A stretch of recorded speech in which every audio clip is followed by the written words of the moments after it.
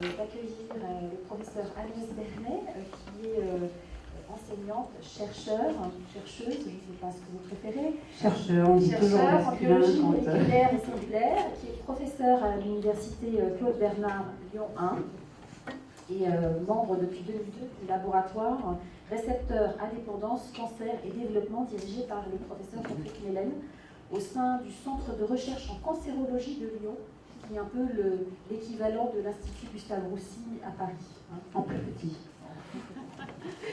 Donc merci beaucoup d'être venu jusqu'à nous. Je sais que ça n'a pas été forcément simple pour cause de trajets en avion un peu contrariés. Cette conférence, vous savez, en fait, s'inscrit dans un cycle organisé sur la recherche au féminin. Et l'objectif est évidemment de promouvoir les femmes qui se lancent dans la recherche et dans la technologie, de mettre aussi en valeur des parcours atypiques, des exemples finalement de chercheurs et exemplaires dans la recherche publique que privée, et à encourager aussi les carrières scientifiques chez les jeunes, chose que nous n'avons pas pu faire aujourd'hui puisqu'une conférence était prévue ce matin avec les classes du lycée de l'Athénée et c'est arrivé un peu trop tard malheureusement, mais nous avons pu faire d'autres choses très intéressantes. Bon. Vous nous parlerez de votre recherche, des travaux, des objectifs qui vous animent, de l'enthousiasme aussi qui est le vôtre et que nous avons pu déjà constater. Et vous nous parlerez aussi de tout ce long chemin qui consiste à partir d'une découverte scientifique et à développer un médicament. Ce n'est pas simple, mais c'est passionnant. J'en profite pour remercier tous nos partenaires, au premier rang desquels les entreprises AG2R, La Mondiale et la Société Générale Bank & Trust, et notre association partenaire mécène, l'association Victor Hugo, pour leur soutien renouvelé, toujours présent dans l'organisation de ce cycle de conférences qui continuera avec deux autres chercheurs aussi à la fin du mois d'octobre et au cours du mois de novembre, au cours du mois de décembre. Pardon. Je profite aussi de cette occasion pour remercier le docteur Catherine Larue, CIO au LIH, que nous avons visité cet après-midi. Donc le professeur Bernet a pu échanger avec votre équipe et je vous remercie encore de votre accueil. Je remercie aussi la présence de représentants du plan national cancer et plus particulièrement Madame Marie-Lise Lair. Et enfin, je tiens à souligner l'excellence de l'accueil du lycée de l'Athénée, de son proviseur, M. Jos Salatini, et de son équipe technique qui vraiment nous a bien installés pour cette conférence. Et tout de suite, sans plus attendre, je passe la parole au professeur Bernet pour nous expliquer l'univers de la cancérologie, de la recherche, la manière dont on élabore un médicament. Merci. Merci beaucoup. Je vais vous dire après, ça sera peut-être complètement inintéressant ce que je vais vous raconter. Donc, je tiens à vous remercier pour cette invitation qui est très agréable, effectivement. Luxembourg, on ne vient pas souvent ici, même en étant à Lyon, qui n'est pas très loin. Alors, justement, je voulais rebondir un petit peu et vous dire que je viens de cette ville de province de France qui est Lyon, qui est pourtant pas très loin, vous voyez, du Luxembourg, mais pour autant, donc ce matin, j'ai pris l'avion et on peut crever en voiture, et bien moi j'ai crevé en avion.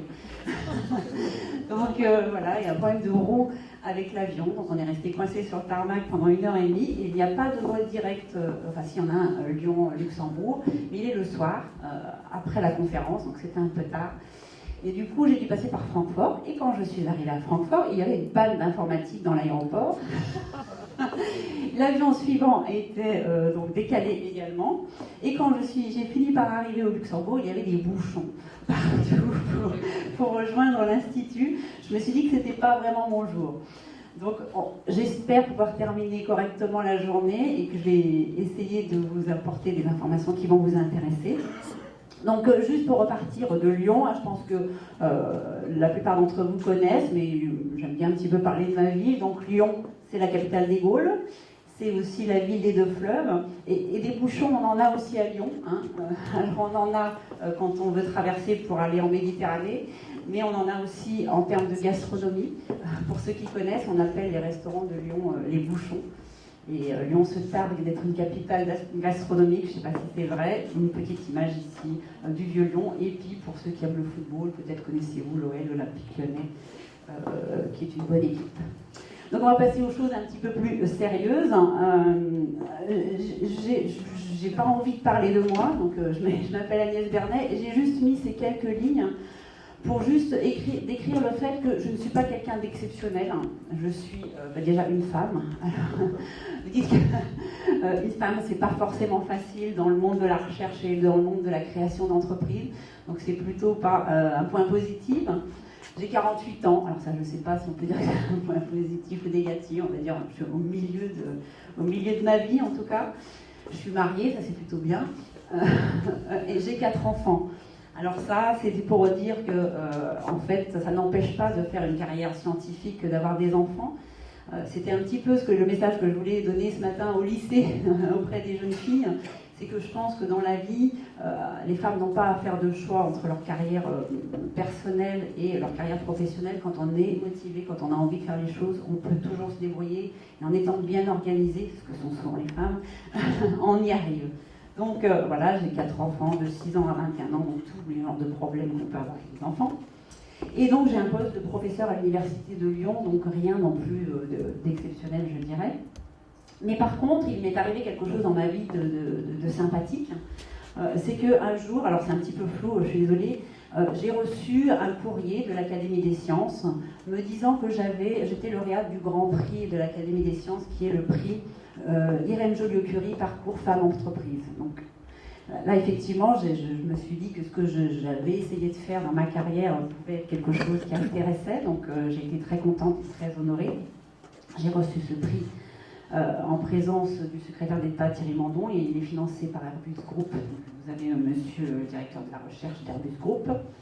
Et puis très récemment, alors c'était un petit peu la cerise sur le gâteau, donc j'ai reçu en même temps que ma compatriote. Elle ne veut pas que ce soit dit, elle me dit chut, mais nous avons fait partie de la même promotion pour le décernement de la Légion d'honneur. Alors c'était encore une fois une surprise, parce qu'en fait on ne m'est même pas prévenu, c'est des copains qui vous appellent en vous disant félicitations parce qu'ils ont lu le journal officiel, c'est assez curieux. Mais donc j'ai eu cet honneur-là de recevoir la Légion d'honneur. Et ça m'a fait très plaisir parce que je me suis dit qu'un parcours simple, comme je viens de vous le dire, d'une chercheuse qui n'a pas fait Normal Sup, les grandes écoles polytechniques, j'ai un parcours très, très simple à l'Université de Lyon, mais juste par la volonté de vouloir créer quelque chose d'innovant, eh bien ça a été reconnu. Et pour moi, ça a été quelque chose d'important. Et ça l'est toujours. Donc je vais essayer de vous expliquer ce que j'ai fait et ce qui m'a valu ces prix. Alors j'aime bien le mettre au début de la conférence, comme ça les gens ils se disent « ça doit être super ce qu'elle a fait ». Donc ça me permet de capter un peu l'attention. Donc en fait, ce que j'ai essayé de faire en tout cas, c'est de partir d'un concept très moléculaire. Donc les chercheurs, ils sont un peu à leur paillasse, à regarder leurs petites molécules. Donc de partir d'un concept très moléculaire, et puis à partir de ce concept moléculaire, d'essayer d'en faire un nouveau médicament. Parce qu'on a été les seuls à trouver une nouvelle molécule sur une cellule, et puis on est au sein d'un hôpital, et en analysant les échantillons de patients atteints de cancer, on a vu qu'on pouvait en faire une nouvelle thérapie. Donc d'un concept moléculaire, on pouvait arriver à la clinique. Et l'idée au sein du laboratoire, ça a été de dire mais comment on peut faire pour aller le plus vite possible. Ce qu'on vous demande de faire souvent quand vous faites une découverte, c'est de déposer un brevet. Donc on dépose un brevet, donc bien sûr on va protéger l'invention, mais le fait de déposer un brevet, ça ne fait rien. Là où vraiment on fait quelque chose, c'est quand on exploite le brevet. Donc si personne n'exploite jamais un brevet, en fait il ne sert à rien. Donc on s'est dit qu'on allait nous-mêmes exploiter ce brevet, et pour exploiter un brevet, on ne peut pas tellement le faire en académique, il fallait créer une petite structure privée, et on a créé une start-up, cette start-up on a appelé Netris Pharma. Donc on appelle ça aussi une spin-off du laboratoire, en fait c'est une petite entreprise qui est née du laboratoire. Alors j'ai porté ce projet au sein du laboratoire, donc en fait il y avait le directeur du laboratoire, Patrick Mellen, qui est rentré à l'Académie des sciences également il y a 2 ans maintenant, en même temps que Cédric Vignani, que vous avez déjà eu ici je crois, qui est de Lyon. Et on était tous les deux au sein du laboratoire, on a fait cette découverte, et moi j'ai dit, écoute, je porte le projet de création d'entreprise, ça m'intéresse, c'est une aventure qui m'intéresse, et on s'est lancé dans l'aventure. Alors, est-ce que ça marche plus? Voilà. Alors, ce qui est intéressant aussi dans notre situation, c'est que, comme on vous disait tout à l'heure, on est dans une structure intégrée à Lyon, comme à l'IGR d'ailleurs. Donc l'IGR, c'est l'Institut Gustave Roussy, hein, vous avez tous entendu parler peut-être à Paris. Donc ce sont des grands hôpitaux. Et à l'intérieur de ces hôpitaux, en fait, il y a aussi des structures de recherche.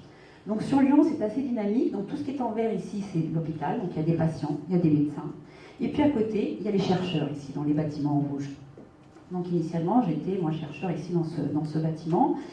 Et à force de chercher, donc on a trouvé une nouvelle molécule. Et puis surtout, donc, on a pu aller chercher les échantillons de patients ici, juste à côté. Hein, il suffit d'être frappé à la porte à côté pour pouvoir les analyser. Et finalement, la proximité fait beaucoup de choses. Et c'est aussi ce qui nous a permis de développer cette nouvelle molécule. Alors, je ne vais pas vous lire tout ça, c'est juste pour vous dire que, je ne sais pas si vous connaissez ce système français, mais en fait, ce centre fait partie de centres de prise en charge qui sont uniques en cancérologie, où en fait, la seule personne importante, c'est le patient. Et autour de ce patient, il y a la recherche, le diagnostic, le traitement. Donc, il y a tout autour du patient pour pouvoir permettre, pas uniquement de le soigner, mais vraiment d'aller au fond et d'améliorer la vie du patient. Donc, ce sont des centres qu'on appelle Unicancer en France, et donc c'est partie légère, ce que je vous disais il y a une minute. Alors, je vais vous parler un petit peu du cancer. Je suis obligée de dresser un petit peu un portrait du cancer aujourd'hui dans le monde, et puis de ce qu'on fait aujourd'hui pour traiter le cancer. Alors, j'ai voulu mettre des chiffres, alors qui ne sont pas les plus actualisés, mais le chiffre était rond, 2010. Vous voyez le nombre de cas de cancer, 11 millions de nouveaux cas par an. Et quand on regarde, ce sont les chiffres de l'OMS, en 2030, eh bien, ces chiffres vont plus que doubler. Donc en fait, le cancer reste un problème majeur de santé publique, va le rester dans les années qui viennent. Il y a une évolution de ces cancers. Alors, si on regarde plus précisément en France et en Europe, et c'est la même chose bien sûr au Luxembourg, eh bien la même chose, ça double chez les hommes et chez les femmes. Par contre, ce qui est intéressant, c'est que le risque de mortalité par cancer diminue. On augmente le nombre de cancers, mais on meurt moins du cancer. Alors, je suis allée chercher justement les chiffres du Luxembourg, je les ai comparés avec ceux de l'Europe, donc c'est la même chose. Hein. Et pour vous donner un autre type de chiffre que je trouve qui est très parlant, 2% de la population aujourd'hui est atteinte de cancer, donc c'est quand même pas rien.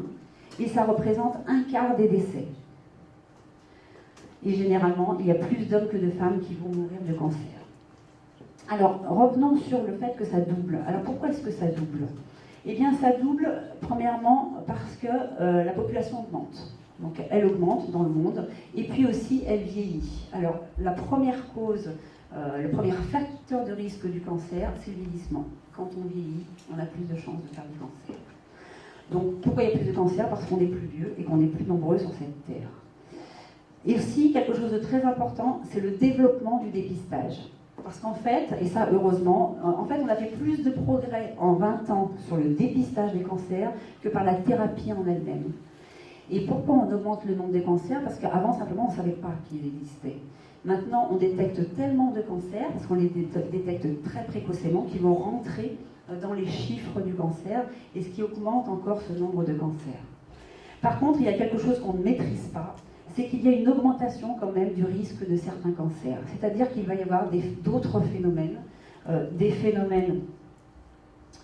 des expositions à des facteurs de risque cancérogènes qu'on ne maîtrise pas, qu'on ne comprend pas bien aujourd'hui. Alors vous entendez plein de choses autour de vous, le stress donne plus de cancer, si on mange mal on aura plus de cancer, la pollution donne plus de cancer. Donc aucune de ces choses n'est vraiment prouvée. Donc aujourd'hui, on ne connaît pas quels sont ces facteurs externes. Il y a beaucoup de gens qui travaillent dessus. Et peu d'études sont vraiment fiables pour répondre à ces questions. Par contre, on en connaît quand même quelques-unes. Par exemple, le tabac.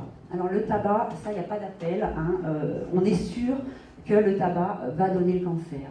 Et un chiffre que je trouve assez remarquable, chez l'homme, 85% des cancers du poumon sont dus au tabac. Donc le tabagisme, c'est vraiment un fléau. Donc c'est pour ça aussi que je regrette de ne pas avoir fait ce matin la présentation au niveau des lycéens. On voit une recrudescence du tabac chez les jeunes, particulièrement chez les jeunes femmes. C'est un vrai fléau parce qu'on connaît ces chiffres et que 85% des cancers du poumon sont dus au tabac. Alors, ce qui est en cause, je trouve que c'est intéressant aussi, c'est la durée d'exposition au tabac. Et ça, c'est pour les jeunes qui sont dans cette salle et qui peut-être ont commencé à fumer.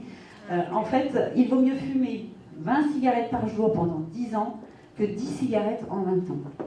Donc ça vous montre bien, c'est la même quantité de tabac absorbé, mais sur une durée de temps moins longue, on a moins de risque d'avoir un cancer. Donc la durée d'exposition est vraiment quelque chose de néfaste. Et puis pour ceux, on entend des fois chez les jeunes dire « moi c'est pas grave, je fume du cannabis, au moins ça c'est bio, c'est des plantes ». Ben, je suis désolée, mais je voulais aussi parler de cette information, c'est que la fumée de cannabis, elle va contenir 4 fois plus de goudron que celle du tabac. Et on sait même que le principe actif du cannabis va dilater les bronches et va faciliter la prévention de la fumée. Donc si vous avez vos jeunes autour de vous, que vous voyez fumer du cannabis, parlez-leur-en et dites-lui que non seulement les risques d'exposition, la durée d'exposition est quelque chose de néfaste, mais également l'utilisation du cannabis. Alors, le cancer, aujourd'hui, c'est une famille de pathologies. On va classer les cancers par organes. Vous entendez bien sûr tous parler des cancers. Alors mes diapos, je suis désolée, elles sont très floues, mais bon, je vais les commenter, ne vous inquiétez pas. Donc, on a différents types de cancers selon les différents tissus. Alors, vous avez ici en couleur le nombre de cas et en noir le nombre de décès de ce type de cancer. Alors, là où il y a le plus chez l'homme de cancer, c'est dans le cancer de la prostate. Donc, vous voyez, il y en a beaucoup. Par contre, on meurt peu d'un cancer de la prostate. Pris très tôt, ça se passe très bien. Le deuxième cancer le plus représenté chez l'homme, c'est le cancer du poumon. Alors vous voyez que lui, il y en a quand même beaucoup, mais surtout on en meurt beaucoup également. Le troisième est celui du côlon. Quand on regarde chez la femme, le premier cancer en termes de fréquence chez la femme est le cancer du sein. Aujourd'hui, on en guérit très bien. Le deuxième cancer est le cancer du côlon. Et on arrive en troisième position avec le cancer du poumon chez la femme. C'est ce que je vous disais tout à l'heure, il y a une recrudescence de ce cancer du poumon qui est vraiment dramatique. Et là, je voulais vous montrer ces courbes. Donc, je vous disais qu'on meurt moins aujourd'hui du cancer, et c'est vrai pour la plupart des cancers. Donc, vous avez ici le poumon en rouge chez l'homme. Par contre, chez la femme, mais regardez, cette courbe est en train de monter. Aujourd'hui, la courbe qui monte le plus chez la femme, c'est le cancer du poumon. Donc, c'est très très embêtant dans les pays, et particulièrement en Europe, cette augmentation du tabagisme chez la femme. Alors, continuons un petit peu dans la description des cancers. Donc, vous voyez qu'il y a différents types de tissus. Et dans ces différents types de tissus, comme j'ai commencé à l'expliquer, il y a différents pronostics. En fait, aujourd'hui, quand on a le cancer, on n'a plus « j'ai le cancer, c'est dramatique ». Il y a certains cancers qui sont dramatiques et d'autres pour lesquels ça va se passer plutôt très bien. On parle souvent, nous, de survie à 5 ans. On se prend 5 ans et on regarde le nombre de personnes qui survivent après le diagnostic de leur cancer. Le cancer de la prostate, c'est 90%. Donc, vous voyez quand même, on en guérit vraiment très très bien. Le cancer du sein, 87%. Le côlon, 64%. Par contre, le cancer du poumon, il n'y a que 16% des patients qui seront encore en vie après 5 ans après le diagnostic. Alors, on va prendre l'exemple du cancer du sein. Alors quand on n'a plus non plus, j'ai le cancer du sein, on a son propre cancer du sein. C'est-à-dire que maintenant, on ne va pas traiter tous les cancers du sein de la même façon. Quand une patiente arrive avec un cancer du sein, vous pouvez voir ici sur une mammographie, on va prélever, on va faire une biopsie de cette tumeur et on va la donner aux anatomopathologistes, qui sont des médecins, qui vont regarder, faire des coupes de cette tumeur et regarder de quoi elle a l'air. Comme vous le voyez ici, eh bien, elle peut avoir des aspects très très différents et ça va permettre de classer ces différentes tumeurs.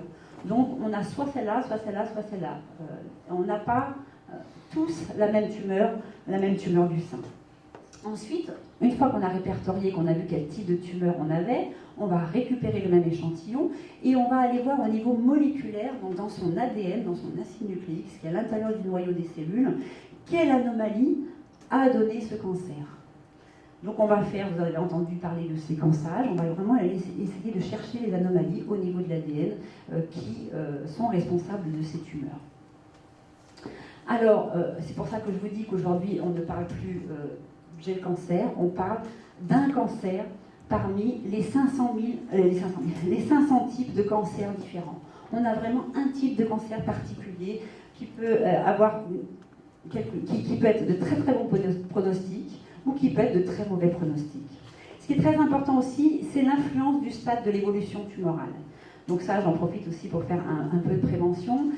Quand on regarde la survie à 5 ans des patientes atteintes d'un cancer, un type de cancer particulier du sein, qui est le carcinome canalaire, s'il est localisé, s'il est pris très tôt, on en guérit dans 97% des cas.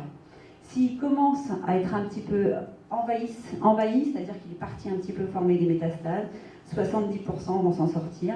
Par contre, s'il y a déjà des métastases, là le pronostic est très sombre, puisqu'on n'a plus que 22% des patientes qui seront encore en vie au bout de 5 ans. Donc une importance du dépistage qui est très très importante. Comme je vous le disais, on a fait plus de progrès en dépistant tôt qu'en soignant avec des nouvelles thérapies. Alors, si on regarde ce qui se passe au niveau de l'échelle de la cellule quand on a un cancer. Alors un cancer, il est issu d'un tissu. Alors vous voyez, un tissu, en fait, dans un tissu, les cellules sont plutôt bien rangées, les unes à côté des autres, bien organisées. Et en fait, ce qui va se passer, c'est que une cellule, et seulement une cellule, c'est un événement qu'on appelle clonal, parce que ça ne devient que dans une cellule au départ, l'origine c'est une cellule. Cette cellule va se mettre à proliférer de façon anarchique. Vous voyez ici. Et au bout d'un moment, elle formera une petite excroissance. Vous connaissez au niveau du côlon ce qu'on appelle les polypes. On entend des gens qui se font enlever des polypes. En fait, ici vous avez une photo d'un polype, c'est une excroissance mais qui reste bien régulière, qui reste une tumeur qui est bénigne, elle reste contrôlée. Parce qu'on a à l'intérieur de notre organisme ce qu'on appelle des mécanismes de sauvegarde qui vont dire à la tumeur « tu t'arrêtes ». On a quand même vraiment des mécanismes qui permettent de dire à la tumeur de s'arrêter. Et il y a des gens, des familles qui sont prédisposées à faire des cancers. C'est des gens chez qui, justement, ces mécanismes de sauvegarde sont mutés. Et eux, par contre, ils vont difficilement pouvoir contrôler leur tumeur. C'est pour ça qu'ils font plus de tumeurs que les autres. Mais les gens qui n'ont pas ces problèmes génétiques de prédisposition au cancer, eh bien, ils ont des mécanismes qui font qu'ils vont contrôler leur tumeur. On fait plein de petites tumeurs, on ne s'en rend pas compte, ça reste contrôlé. Et puis, il peut y avoir une évolution, c'est-à-dire que ces cellules, eh bien, elles continuent à se multiplier et elles vont acquérir d'autres anomalies génétiques.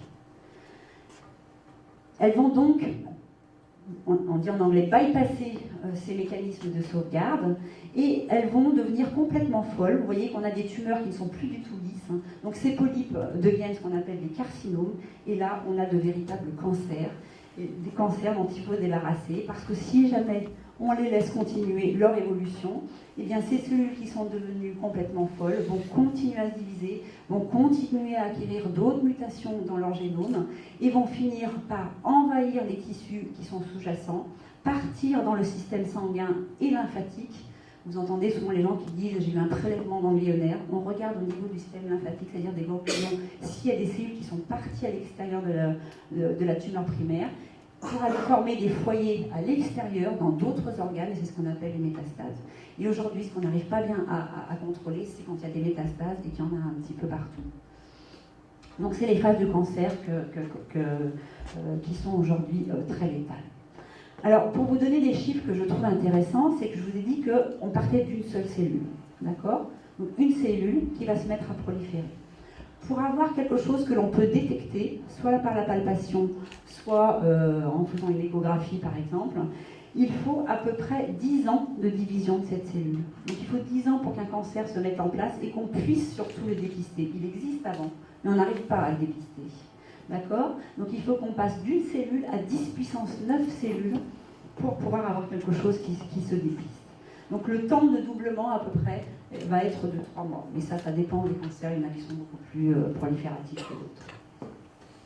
Donc qu'est-ce qu'on fait pour arrêter ces cellules qui se divisent d'une façon complètement folle ? Vous connaissez tous, ce qu'on fait le plus classiquement, c'est de la chimiothérapie.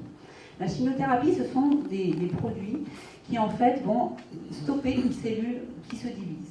C'est pour ça que les gens vont perdre leurs cheveux, parce que ce sont des cellules qui sont en constante division, qui ont des problèmes au niveau de leur intestin, parce qu'on a tout le temps des divisions cellulaires au niveau de l'intestin. Donc des gens qui vont avoir des effets secondaires terribles, parce qu'on arrête toutes les cellules qui se divisent. Et on essaye bien sûr d'enrayer les cancers. Donc ça marche. Ça marche dans certains cas, ça marche très bien sur certaines leucémies. Par contre, ça n'a aucune efficacité sur certaines tumeurs, comme par exemple les tumeurs du cerveau, les mélanomes. C'est aussi utile pour réduire des tumeurs qui sont mal placées, que les chirurgiens ont du mal à opérer. Donc on réduit comme ça la taille des tumeurs et après ils peuvent aller opérer. Et puis surtout, il y a des effets secondaires. Hein, vous connaissez, les gens sont souvent très malades. Alors il y a la chimiothérapie, il y a la radiothérapie aussi. Et puis il y a la chirurgie. Alors c'est sûr que si la tumeur est localisée, on l'enlève et on fait toujours derrière souvent une chimiothérapie adjuvante, c'est-à-dire qu'on va donner quand même un coup de chimio pour être sûr qu'on se soit débarrassé après chirurgie de toutes petites cellules qui pourraient rester et repartir pour former une tumeur. Alors, vous voyez, il y a des problèmes d'effets secondaires avec les chimiothérapies. Donc aujourd'hui, on s'est dit, on va arrêter de bombarder et d'essayer de tuer toutes ces cellules en division, et on va essayer de s'orienter vers une thérapie qu'on appelle une thérapie personnalisée et ciblée. Alors, qu'est-ce que ça veut dire? Eh bien, ça veut dire qu'on va aller regarder à l'intérieur des cellules tumorales quel va être le processus qui fait qu'elles deviennent complètement folles. Donc, on sait qu'il y a une accumulation de ces mutations, donc on va aller les analyser, comme je vous disais tout à l'heure, et on va prélever la tumeur, regarder dans quelle catégorie elle se situe, et surtout faire son séquençage pour aller trouver l'anomalie dans la tumeur qu'il faut combattre. Alors je vous présente ici une cellule. Donc une cellule c'est compliqué, il y a plein de choses qui se passent dans la cellule au niveau de son métabolisme. Et je prends un exemple ici, ça peut être, l'anomalie peut se situer ici par exemple. Alors qu'est-ce qu'on va faire? Il y a notre Robin des Bois qui arrive ici, et on va essayer de trouver une thérapie qui va éliminer les cellules qui ont cette anomalie. Donc on appelle ça thérapie ciblée, parce qu'en fait, on va éliminer uniquement les cellules, on va chercher à éliminer uniquement les cellules qui sont atteintes de cette anomalie. Du coup, on ne touche plus aux autres. Et du coup, on évite les effets secondaires. Alors c'est pour ça qu'on parle à la fois de médecine personnalisée, parce qu'on va personnaliser en regardant pour chaque patient, pour chaque patiente, quel type de tumeur, quelle anomalie est là, et derrière, on va essayer d'appliquer une thérapie ciblée, c'est-à-dire qu'on va uniquement cibler les cellules tumorales et pas les cellules qui sont normales et qui sont à côté. Donc on va essayer d'éviter les effets secondaires. Ça peut être une deuxième anomalie ou une troisième anomalie, et là je vais vous montrer une des premières thérapies ciblées qui a été faite. L'exemple d'un mélanome avec une anomalie, alors ici c'est un composé à l'intérieur de la cellule qui s'appelle RAF. RAF est souvent muté dans les mélanomes, les cancers de la peau. Alors les images ne sont pas très jolies, je m'excuse, pour une soirée c'est pas très agréable. Alors vous voyez ici un patient de 38 ans qui est atteint d'un mélanome avec une mutation justement dans BRAF. Alors il a des métastases au poumon, au foie, et ce que vous voyez ici, c'est pas le mélanome, c'est des nodules sous-cutanés suite à ce mélanome. Quand on lui donne des inhibiteurs de BRAF, donc on a trouvé des molécules qui sont capables donc d'arrêter la prolifération des cellules qui ont l'anomalie dont je vous ai parlé, des petites molécules chimiques. On lui a donné ce genre de médicaments, et vous voyez que c'est absolument incroyable. Et on pensait qu'on avait guéri du cancer quand on avait trouvé ça, c'est-à-dire qu'il y a une rémission complète des nodules et des métastases après seulement 15 semaines de traitement. Alors tout était merveilleux dans le meilleur des mondes, sauf que au bout de 23 semaines, eh bien, on voit réapparaître l'ensemble des tumeurs. Et quand on prélève à nouveau ces tumeurs et qu'on analyse encore une fois l'ADN et ce qui se passe au niveau des cellules, eh bien, on se rend compte qu'il y avait une première anomalie, et bien en fait, il y en a une deuxième qui est apparue. Pourquoi? Parce que le cancer, en fait, c'est quelque chose qui subit une espèce de sélection darwinienne, comme l'évolution. C'est-à-dire qu'elle va s'adapter à l'environnement dans lequel on la met. On lui a fait un traitement contre la première anomalie, qu'importe. Elle va se transformer encore, continuer à proliférer, mais changer de façon à ce qu'elle ait une autre mutation et qu'elle n'ait plus la première, et comme ça, elle en est débarrassée. Donc il y a une certaine adaptation de la tumeur à son environnement, et c'est ce qui fait qu'on a énormément de mal à venir au bout des cancers. Alors là, c'est ce que je vous disais, en fait, une tumeur, c'est très hétérogène. À l'intérieur d'une tumeur, il y a plein de cellules différentes. Et c'est toutes ces cellules différentes qui vont faire que ça va s'adapter et finalement, ça va résister aux thérapies ciblées qu'on a essayé de mettre au point. Et non seulement il y a des anomalies au sein des tumeurs, mais en plus, il se passe autre chose lors de la progression tumorale. Ce n'est pas seulement une histoire de mutation, mais en même temps, il y a tout un système, le système sanguin, qui va s'adapter et qui va aller nourrir la tumeur. Parce qu'en fait, la tumeur, c'est quoi? C'est comme un nouvel organe qu'on est en train de former avec nos propres cellules. Donc le corps va se dire, il fallait irriguer ce nouvel organe. Donc il y a ce qu'on appelle une nouvelle angiogénèse, donc la création de nouveaux vaisseaux pour aller irriguer et donner à manger à cette tumeur. Donc ça, c'est la première chose. Et la deuxième chose, vous en avez peut-être entendu parler, c'est aussi un problème, le cancer, parce qu'il échappe au système immunitaire. Quand vous êtes malade, que vous avez un rhume, souvent c'est un virus ou c'est une bactérie. Pourquoi au bout de 2-3 jours vous allez aller mieux? Parce que votre système immunitaire va reconnaître le virus ou la bactérie comme étant étranger, va s'attaquer à lui et va le faire disparaître. Dans le cas d'une tumeur, en fait, c'est une cellule du soi, de notre propre organisme. Donc le système immunitaire ne reconnaît pas comme un organisme étranger et ne l'attaque pas. Donc aujourd'hui, il y a pas mal de gens aussi, donc je vous ai présenté les thérapies ciblées maintenant, et voilà, et d'autres pistes qui sont creusées et qui ont donné de très bons résultats ces dernières années, et bien qui vont creuser ces deux événements dont je vous ai parlé, qui vont essayer de lutter pour la formation des nouveaux vaisseaux. Donc vous en avez peut-être entendu parler, il y a des nouvelles thérapies contre la formation des vaisseaux, qu'on appelle des anti-angiogéniques. Et puis, alors ça a été vraiment le boom des 2 dernières années, quand vous alliez dans un congrès de cancérologie, c'était l'euphorie. Ça y est, à nouveau, après thérapie ciblée, on avait guéri le cancer, parce que est arrivée l'immunothérapie. Je pense que tout le monde en a à peu près entendu parler. Donc, qu'est-ce qu'on a fait avec cette immunothérapie? Eh bien, on a réussi à réveiller le système immunitaire contre les tumeurs. Donc ça, c'était formidable. On appelle ça des inhibiteurs de checkpoint, mais bon, pour ceux qui connaissent. Je ne vais pas vous détailler toute cette diapositive qui a l'air un petit peu compliquée, mais juste pour vous expliquer comment ça marche. En gros, vous avez la cellule tumorale ici et la cellule du système immunitaire. Eh bien, si elles se rencontrent, c'est un peu comme si elles se faisaient des bisous. Elles s'aiment, elles se rencontrent. Tu fais partie du même organisme que moi, eh ben, je te laisse tranquille. On a fait des molécules qui s'appellent des anticorps qui empêchent la formation de ces bisous, donc, qui empêchent le contact entre ces cellules. Et du coup, la cellule immunitaire ici en jaune va se mettre à attaquer la tumeur parce qu'on a fait justement ces nouvelles molécules qui les empêchent d'avoir ce contact. Alors là, ça a été super. Donc ça date, je vous dis, les débuts, c'est à peu près il y a 2 ans. Et là, on rentre dans des grosses études et on essaie de comprendre comment ça marche. Donc ça marche assez bien, semblerait-il, dans le mélanome et le cancer du poumon. Après, on est en train de regarder dans d'autres types de tumeurs. Donc je vous reprends ici le cas d'un mélanome. Donc un mélanome qui était résistant aux thérapies ciblées dont on parlait tout à l'heure. Et à ce monsieur, donc, pardon, on lui a donné les fameux médicaments dont je vous ai parlé juste avant, qui réveillent le système immunitaire. Eh bien, ça a permis de diminuer le nombre de décès d'à peu près, donc ça c'est les derniers chiffres de l'ESMO, un congrès qui a eu lieu il n'y a pas très longtemps, de 28% les décès liés au mélanome. Alors 28% c'est pas beaucoup, mais le mélanome c'est quelque chose de très agressif, donc c'est bien, pour ces gens-là c'est bien. Donc, mais pour les autres, malheureusement, ce n'est que 28%. Donc tout le monde ne va pas réagir à cette thérapie parce que tout le monde n'a pas les petits récepteurs, les petits trucs qui font des bisous, comme je vous ai montré juste avant. Donc s'il n'y a pas ça dans la tumeur, ça ne peut pas marcher. Donc aujourd'hui, finalement, on n'arrive pas à trouver quelque chose qui guérisse complètement le cancer. Mais on a des pistes. Et enfin, dernière chose, c'est la récidive. Alors la récidive, c'est quelque chose aussi qui est extrêmement embêtant. Et pourquoi il y a des récidives? Eh bien parce que avec de la chimiothérapie, avec des thérapies ciblées, avec le réveil du système immunitaire, on arrive à détruire quand même pas mal de ces cellules. Et mais malheureusement, il reste des petites cellules qui vont rester cachées, qu'on appelle des cellules souches tumorales, qui vont rester cachées et qui sont résistantes aux chimiothérapies parce qu'elles ne se divisent pas.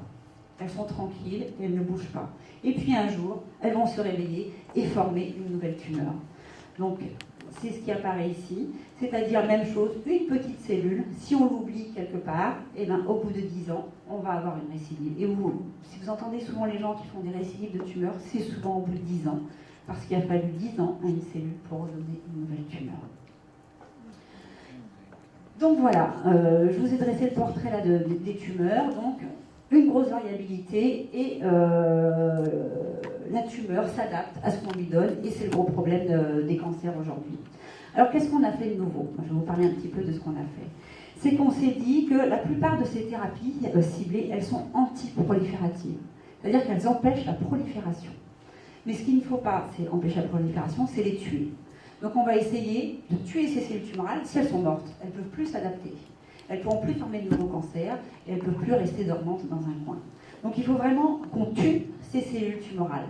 Et c'est ce qu'on a trouvé. Donc c'est ce qu'on a trouvé sur Lyon. On a trouvé quelque chose de nouveau à l'intérieur des cellules qui s'appelle les récepteurs à dépendance et qui va tuer les cellules tumorales. Alors comment ça marche? Alors ces petites cellules, je vous les ai matérialisées ici en jaune. On les a trouvées en cherchant avec les cliniciens au sein de notre centre. On les a trouvées dans les tumeurs et surtout dans les tumeurs assez agressives. Alors je vous ai représentées ici. Donc en fait, ce sont des molécules, on ne savait pas qu'elles existaient avant, qui sont à la surface des cellules et qui prennent un signal à l'extérieur de la cellule pour l'amener à l'intérieur de la cellule. C'est des espèces d'interrupteurs. On peut dire interrupteurs à la surface de la cellule. Et il y a d'autres petites protéines qui se trouvent à l'extérieur des cellules qui appuient sur des interrupteurs. Et le fait d'appuyer sur ces interrupteurs tout le temps, comme ça fait proliférer les cellules. Par contre, on s'est rendu compte que si on levait l'interrupteur, si on enlevait la petite molécule qui est dans l'environnement ici, eh bien la cellule se suicidait. La cellule rentrait dans une mort cellulaire programmée qu'on appelle l'apoptose. Donc là, on était très contents parce qu'on s'est dit que dans une tumeur, si on faisait une molécule qui empêchait la fixation de ces molécules ici en jaune sur le récepteur, eh bien derrière, on arriverait à éliminer les cellules tumorales puisqu'elles se mettraient à mourir d'elles-mêmes et du coup à faire régresser les tumeurs. Alors on était très contents parce que ce concept n'a jamais été exploré par les industries pharmaceutiques. On est les seuls, nous, à Lyon, à avoir trouvé cette petite niche. On a fait cette découverte dans notre laboratoire. C'est une thérapie ciblée parce que ça n'est présent que sur les cellules tumorales et pas sur les cellules normales qui sont à côté. C'est aussi des récepteurs qui existent dans les cellules souches tumorales. Donc on va aller chercher la petite cellule qui va se balader et qui va rester dormante, même si elle ne prolifère pas. On va pouvoir la toucher. Et enfin, ces récepteurs sont trouvés dans beaucoup de types de cancers différents. Pardon. Des exemples ici. Du coup, on a pris plein d'échantillons de plein de cancers différents avec l'hôpital. On a regardé cancer du pancréas, mélanome, neuroblastome, sarcome, cancer du poumon. Et en fait, donc, comme ça reste une thérapie aussi personnalisée, toutes les tumeurs n'ont pas ce truc-là. Mais ça va être le cas de 47% des cancers du poumon, 80% des mélanomes, 60% des cancers du pancréas, 60% des cancers du sein. Donc aujourd'hui, quelqu'un va venir avec une tumeur, on prélève la tumeur et on regarde s'il y a les récepteurs dont je vous ai parlé juste avant. S'ils y sont, on va pouvoir proposer la thérapie. Alors, c'est pour ça que dans notre laboratoire, on s'est dit, on va déposer le brevet, créer la start-up et essayer d'arriver à la clinique et pouvoir proposer le médicament le plus vite possible chez l'homme. Alors comment on fait quand on est dans un laboratoire, quand on est chercheur, on a appris à faire de la science, on n'a pas appris à créer des entreprises. Alors aujourd'hui, ce qui est bien, c'est qu'on parle beaucoup d'innovation. En France comme ailleurs, et comme au Luxembourg, j'en suis sûre, il y a nous on a ce qu'on appelle des SAT, mais ça c'est des incubateurs, c'est des gens qui sont capables de vous aider à démarrer un projet, à démarrer une entreprise.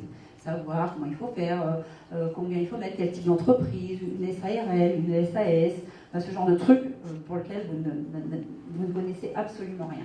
Donc on est allé les voir, on a créé notre entreprise, peu importe, ça c'est un petit peu du blabla, et Netris Pharma est né en 2008. Ça ne marche plus.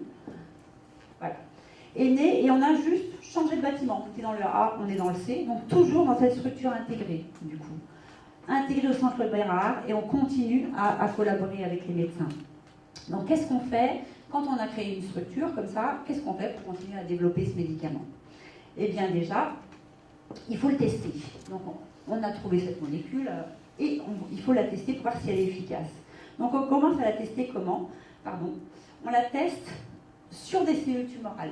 C'est bien de proliférer les cellules tumorales. Du coup, on peut les faire proliférer dans des boîtes de culture. Ça prolifère tout seul. On met notre médicament dessus et on regarde si on induit la mort.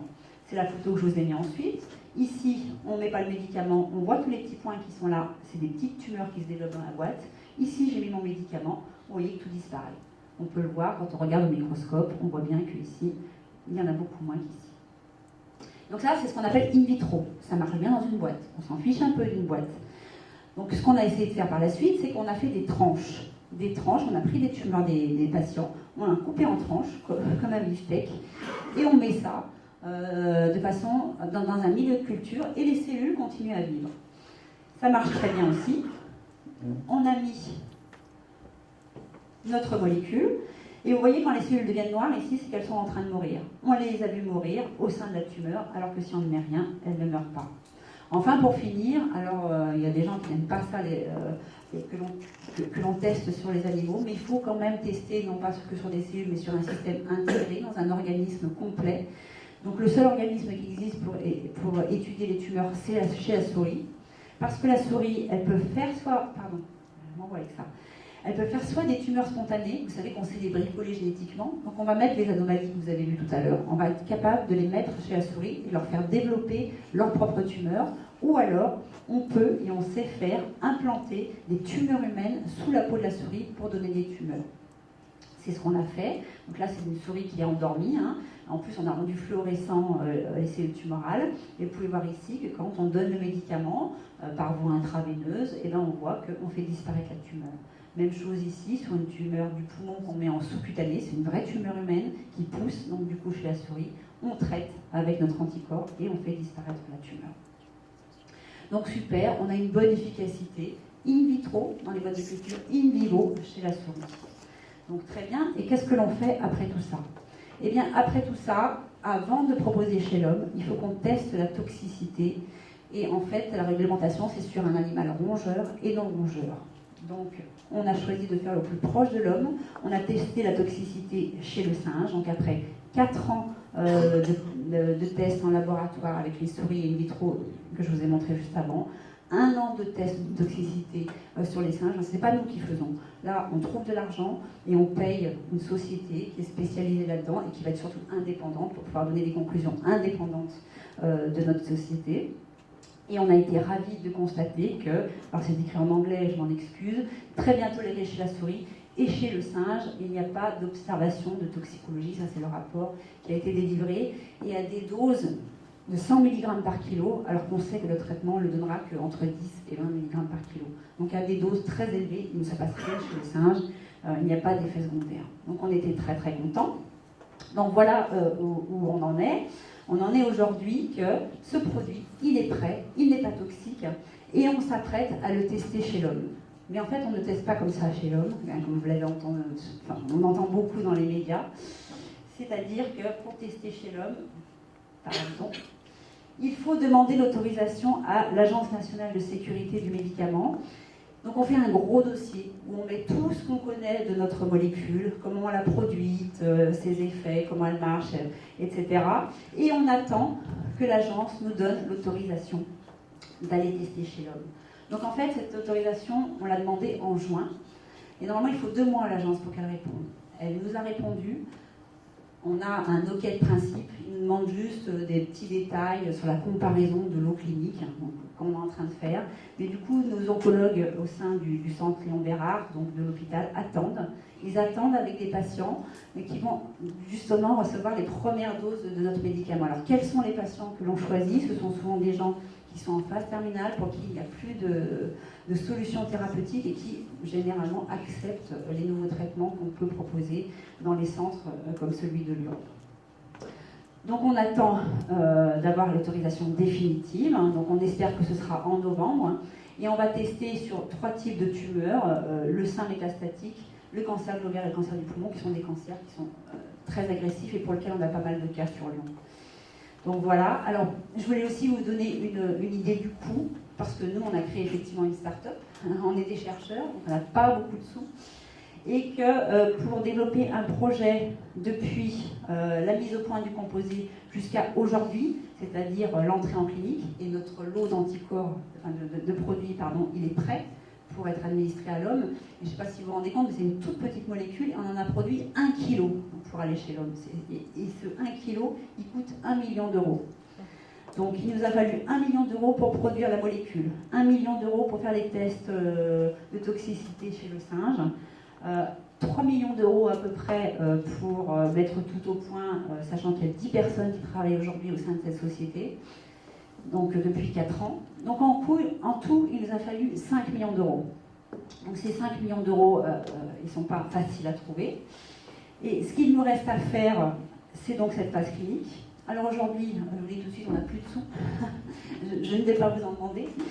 Mais on va quand même arriver chez l'homme. Et la phase clinique va être payée, financée par le Centre Lambert. Donc le Centre Lambert participe beaucoup aussi également à l'aventure. Donc on va passer cette phase clinique. Alors qu'est-ce que c'est qu'une phase clinique? Il y a phase clinique 1 et phase clinique 2. Phase clinique 1, on teste des petites doses et on fait ce qu'on appelle des escalades de doses, c'est-à-dire des doses, on propose des doses, mais il y a 7 paliers pour atteindre la dose qui sera la plus élevée. Donc ça va se faire pendant 1 an. Et si tout va bien, on va regarder non seulement la toxicité, mais aussi l'efficacité. Et après, derrière, on va essayer sur plusieurs centres, en France ou peut-être dans d'autres pays, c'est ce qu'on appelle la phase clinique 2. Et là, on n'aura pas les épaules, il nous faudra 20 millions d'euros. On fera appel aux industries pharmaceutiques qui seront toutes contentes d'avoir un projet innovant pour des molécules qu'elles ne connaissent pas. Donc comment on est arrivé jusque-là avec les 5 millions d'euros?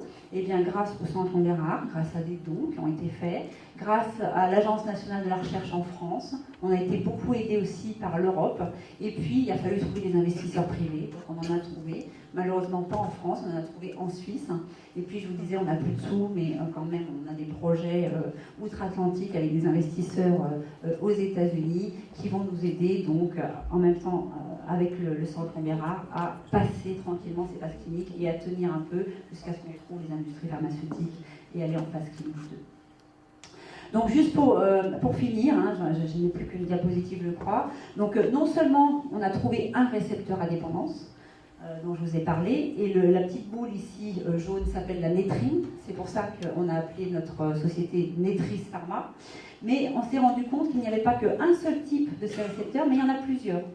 Donc on est très content parce qu'on se dit qu'on a fait notre première molécule contre la première cible, mais on pourra en faire d'autres sur tous les autres que l'on a trouvés, qui ne sont pas exactement les mêmes.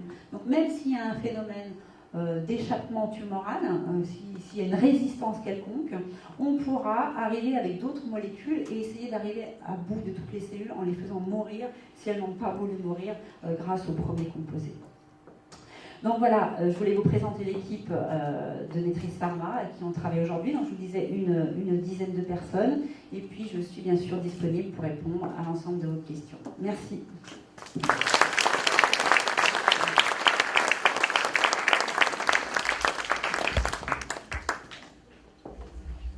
Merci beaucoup, professeur Bernet. Je pense qu'il y a certainement des questions dans la salle. Il y a un micro pour alors n'hésitez pas à se manifester. N'importe quel type de question. Oui. Alors justement, c'est une question à propos du financement. Oui. Quand je vois les sommes que vous avez annoncées, je fais un parallèle, c'est un peu naïf, c'est juste parce que j'ai entendu ça il y a une semaine, je crois, Mark Zuckerberg, quand des gens comme ça arrivent en parlant de centaines de millions de dollars, voire même du milliard, donc j'imagine que votre équipe envoie quelqu'un pour aller présenter, ça va être chaud faire un roadshow, faire une présentation, puisqu'ils ont dit qu'ils allaient s'attaquer à des grandes maladies, dont le cancer, et essayer de regarder à droite à gauche qui étaient les plus avancés, qui avaient les choses les plus prometteuses. Alors je pense qu'on pourra aller les voir si on a les premières phases d'efficacité chez l'homme. Dès qu'on va administrer chez l'homme, parce qu'on a fait des tours comme ça, des roadshows, je veux dire auprès de grands groupes. Déjà les industries pharmaceutiques, en leur demandant de reprendre notre produit avant l'entrée chez l'homme. En fait, ils ne veulent pas. Parce que chez l'homme, c'est pas un homme et une souris, c'est différent.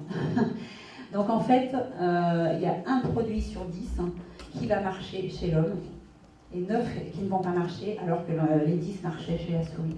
Donc il y a un gros risque à passer chez l'homme. Donc en fait, vu qu'on est prêt à entrer chez l'homme, ils nous disent tout de suite, écoutez, dans un an vous êtes chez l'homme, enfin, vous aurez fini vos tests chez l'homme. On est là, on attend, il n'y aura pas de problème dans un an si jamais ça marche. Donc en fait, il aurait fallu les demander avant. On est trop près de l'arrivée chez l'homme et ils attendent. Mais je peux vous dire qu'il y en a qui attendent. Ils attendent, là vous parlez des industries pharmaceutiques. Oui. Il y a peut-être une légère différence avec un mécène qui n'est pas une industrie pharmaceutique. Oui, mais en même temps, nous, on ne sait pas faire des vrais médicaments. On n'est pas des marchands de médicaments, nous, on est des chercheurs. Donc, à un moment donné, l'industrie pharmaceutique, c'est son métier, de faire du médicament. Donc, faire des phases 2, on parlait de phase 3 derrière, c'est un métier en soi. Donc, nous, on ne saura pas faire. Donc, on va faire appel à qui ? Les big pharma, ce sont les seuls qui savent ensuite inonder le marché. Et puis les brevets derrière, il faut payer. Enfin, c'est des choses qui sont très très chères. Et un mécène, il peut nous aider à démarrer, mais aller au-delà, c'est des sommes tellement importantes que ce ne sera pas possible. Vous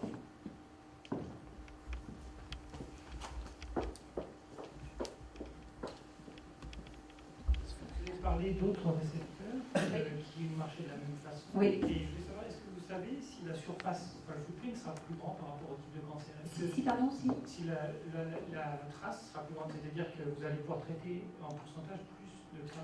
Eh bien, ce ne sera pas les mêmes. Ce qui est intéressant, c'est que justement, quand on prend une cellule, je vous en ai mis des verts, des rouges, des bleus, sur une cellule, il n'y aura que des verts.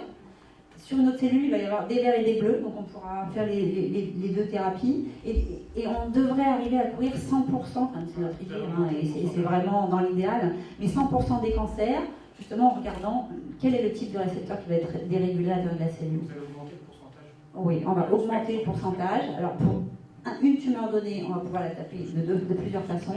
Et en plus, on va augmenter le pourcentage pour celles pour lesquelles on n'avait rien avant et pour lesquelles on n'avait pas retrouvé notre cible.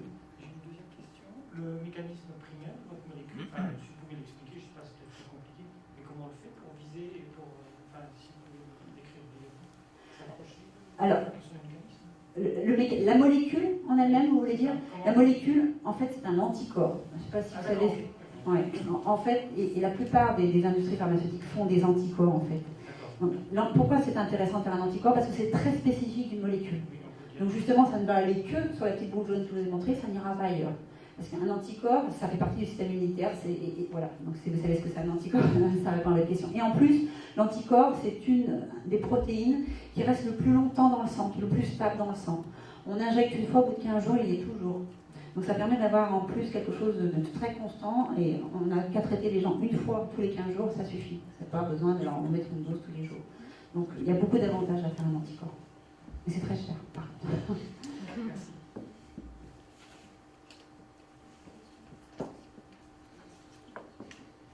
Oui, bonsoir, merci pour votre exposé exhaustif. Moi, c'est plus médical, vous me direz, par rapport au spectre cancéral qui est multiple, par rapport au myélome, qui est lui-même un cancer connu, et pour rentrer plus en détail par rapport au dépôt de protéines amyloïdes, qui est l'amylose, vous savez, qui est quelque chose qui est détecté, mais parfois beaucoup trop tard, parce que vous parliez du diagnostic précoce.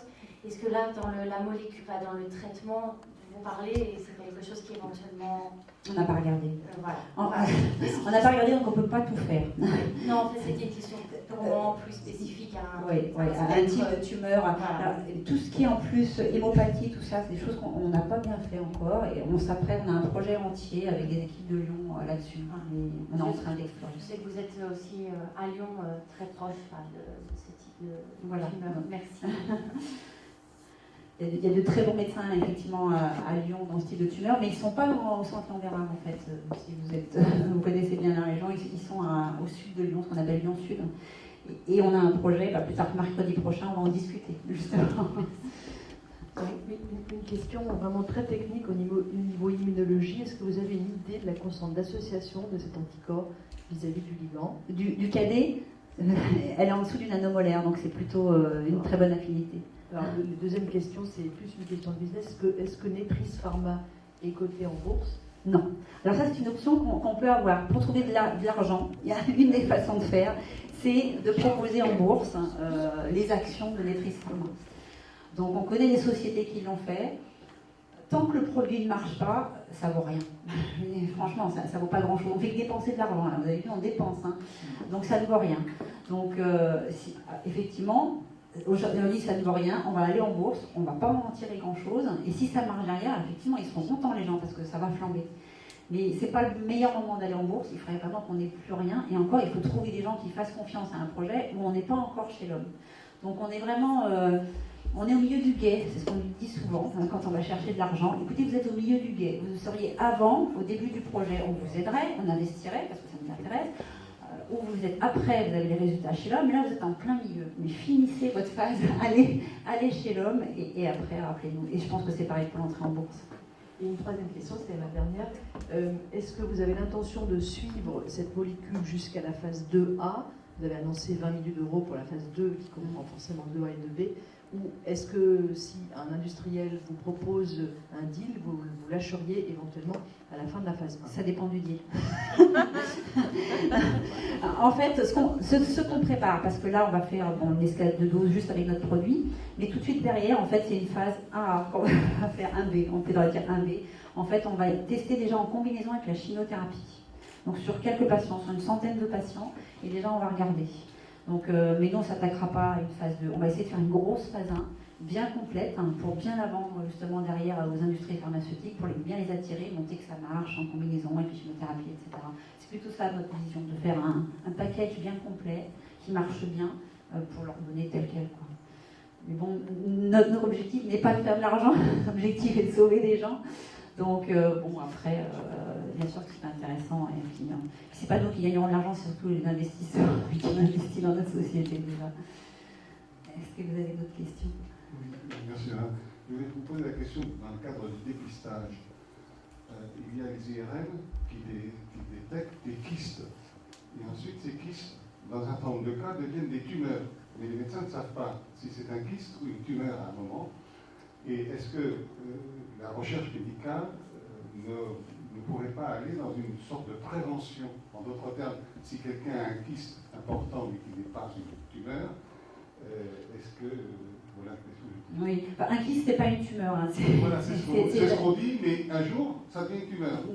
Alors, si c'était pas un kyste... Moi, je suis pas médecin. Déjà, je suis pas médecin, donc j'ai un peu de mal à répondre à la question. mais simplement...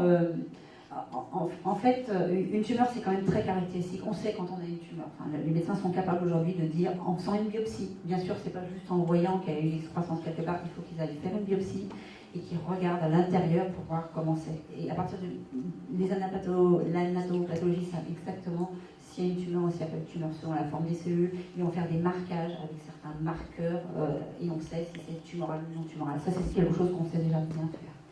Donc, l'avancée de la recherche là-dedans, on n'en a pas vraiment besoin. Par contre, que ce soit dépisté très tôt si c'est une tumeur, même très petite, ça peut être une tumeur. Il y a des tumeurs du sein qu'on dit métastatiques d'emblée, qui ne sont pas plus gros qu'un grain de riz, et pour autant, il y a déjà plein de métastases. Donc, plus on prend vraiment très tôt une tumeur, mieux c'est. Quoi. Mais les kystes, ce pas des tumeurs. Après, je ne suis pas médecin, hein, donc... oui. Bonsoir, merci pour l'exposé, c'était très enthousiasmant. Une question, comment ça a marché en termes d'innovation? C'est-à-dire comment vous êtes venu, je vais peut-être expliquer, je vais peut-être rater, mais comment vous êtes venu à aller chercher ce ligand, justement? Est-ce que vous vous êtes dit, il doit y avoir quelque chose et vous l'avez cherché à cet endroit, ou est-ce que c'est un hasard, comme il arrive parfois dans la recherche, et vous êtes tombé sur cet élément-là qui était commun à plusieurs autres éléments et vous vous êtes dit, tiens, on peut faire quelque chose. En fait, déjà, il faut bien regarder la littérature. Donc, on a regardé quelque chose qui n'était pas bien décrit. Ça s'appelait DCC et nétrine. Ah ben, ça n'a jamais été regardé. On ne savait pas trop ce que ça faisait. Donc, c'est en analysant, on s'est penché un jour là-dessus et on s'est dit, mais la littérature, elle vient de dire que ça fait mourir les cellules. Déjà, mourir les cellules. Donc, c'est intéressant le concept de faire mourir une cellule. Donc, on va regarder dans les cellules tumorales si on peut faire mourir une cellule. Donc, c'est en réfléchissant comme ça par un processus, en disant, bah tiens, du coup, je vais regarder ça. On dit que ça fait mourir les cellules. Je vais regarder dans les cellules tumorales si je peux m'en servir pour faire une nouvelle thérapie. En fait, c'est pas maintenant, ça n'existe plus le chercheur fou dans son laboratoire, enfin, le savant qui dit Eureka, j'ai trouvé la nouvelle molécule, personne n'y a pensé avant. En fait, on travaille beaucoup en équipe, on va dans les congrès, on lit des choses, on communique et on a des idées. Et on les partage, et nous viennent comme ça des idées, on en discute au sein d'une équipe. Ah bah tiens, si on regardait ça, on en discute avec les médecins. Ah bah oui, je vous passe des prélèvements, regardez si cette molécule qui fait mourir, elle n'est pas dérégulée, etc., etc. Puis après, il y a une histoire qui se construit. En fait, c'est pas un hasard, c'est juste une attention particulière à un moment donné d'un groupe de personnes. Voilà. On parlera de comment vous avez réussi à créer cet environnement pour que le groupe de personnes puisse se parler. C'est peut-être ça aussi le... Oui, alors après, il y a peut-être le petit truc, et l'intuition. Je pense que chez un chercheur aussi, il faut de l'intuition. L'intuition de se dire, ça c'est intéressant, c'est bizarre. À chaque fois qu'on compare toutes les tumeurs entre elles, il y a toujours ce truc-là. C'est une espèce d'intuition. Effectivement, il faut une petite dose d'intuition peut-être. Mais c'est un réel travail d'équipe quand même.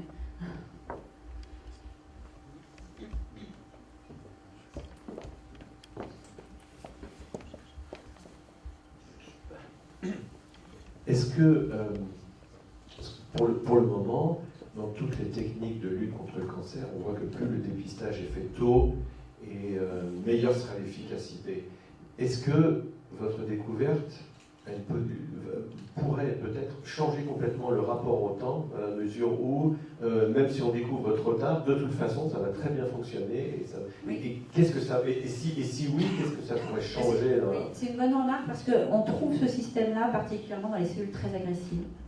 Donc effectivement, ce que vous dites, on prend toujours des tumeurs trop tard, et c'est là où il y a des métastases, et c'est là où on a du mal à faire des thérapies efficaces. Donc on espère que notre thérapie, et ça marche chez la souris, quand il y a déjà des métastases, en fait on arrive à enrayer ces métastases, à aller tuer toutes les cellules qui sont parties partout faire des cellules secondaires. Donc si ça marche, ça devrait effectivement pallier à ce problème-là. Mais ce qui n'empêche pas quand même qu'il vaut mieux prendre un cancer tôt, un coup de bistouri, et puis on n'en parle plus. Parce que c'est quand même des traitements, on ne sait pas combien de temps on va le donner, on ne sait pas s'il y aura une récidive derrière. Et ce que je disais aussi, là où il est super intéressant, on est super content, c'est qu'en fait, c'est ce qu'on appelle les cellules souches, c'est ces petites cellules dormantes. Donc il suffirait qu'on donne une bonne dose de la thérapie pendant un certain temps pour tuer et éradiquer toutes les cellules et qu'on soit sûr qu'il n'y ait plus de récidive. Et ça, pour l'instant, il n'existe pas de traitement qui touche spécifiquement ces cellules souches. Et nous, en tout cas in vitro, on a l'impression que ça marche.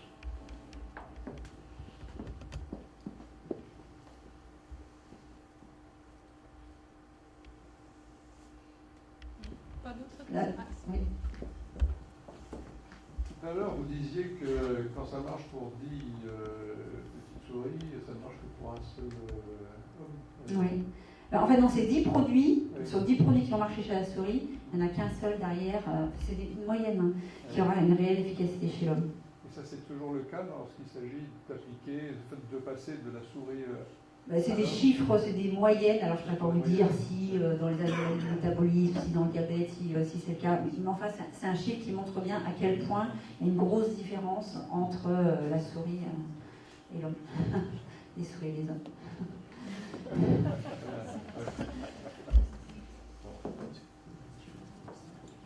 Une question que je vous ai déjà posée, mais c'est toujours la question de la transversalité dans une équipe et la manière de travailler entre des chercheurs, des enseignants comme vous, et puis des cliniciens, des médecins, spécialistes.